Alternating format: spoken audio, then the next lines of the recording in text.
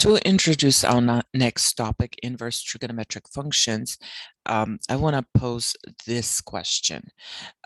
If we know the function value of the angle, can we identify the angle? For example, if we know that sine of theta equals 1/2, do we know what theta is?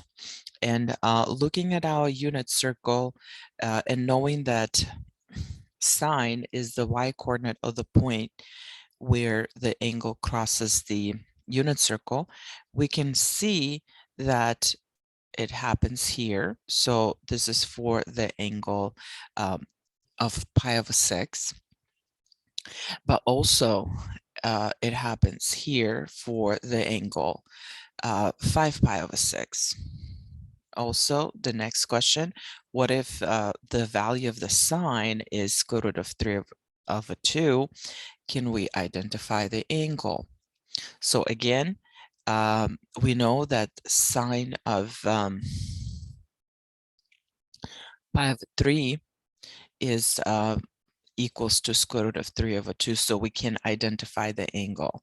So what about cosine? If we know that cosine theta is square root of 2 over 2, can we identify the angle? Yes, because cosine is the x-coordinate of the point, and we know that the angle of 45 degrees, or pi over 4, has a cosine of square root of 2 over 2.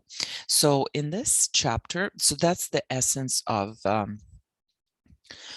inverse functions. So we are going to be given the values of the trigonometric functions, and we will try to identify the angles that output those values.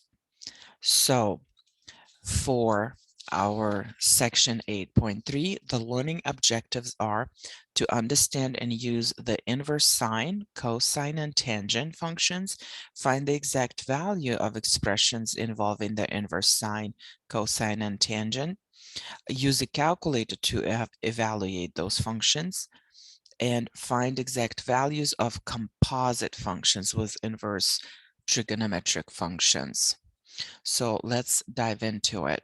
But first, we have to discuss some properties of inverse functions and take a look at how sine, cosine, and tangent functions, if they have those properties.